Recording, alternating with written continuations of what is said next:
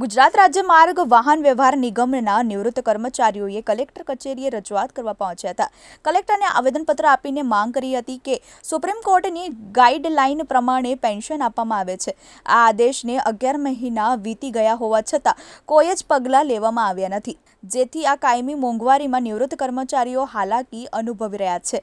પેન્શનની રકમથી પરિવારને 2 સમયનું ભોજન પ્રાપ્ત થાય તેટલું પણ પેન્શન મળતું નથી, જેને કારણે નિગમના નિવૃત્ત કર્મચારીની સ્થિતિ દયાજનક બની છે. વયોવૃદ્ધ ઉંમરને કારણે નાની મોટી બીમારીની સારવાર પણ આ પેન્શન રકમમાંથી થઈ શકતી નથી.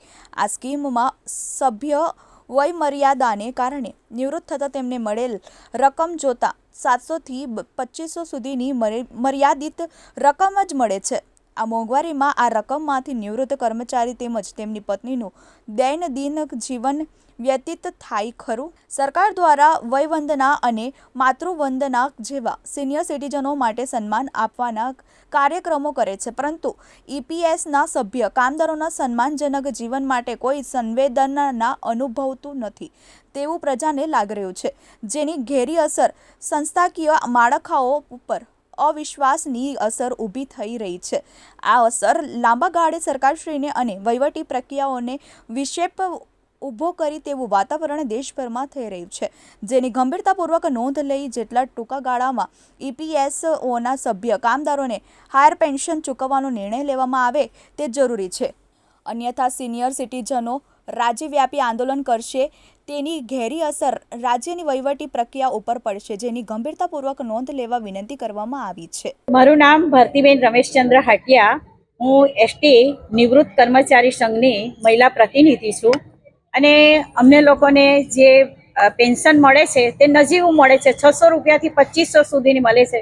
આટલી કાયમી મોંઘવારીની અંદર કેવી રીતે ચાલી શકે? દવાનાની પૈસા મળે કે કોઈ સુવિધાઓ અમને આપવામાં આવી નથી, એટલે અમે આવેદનપત્ર આપવા માટે આવ્યા છે.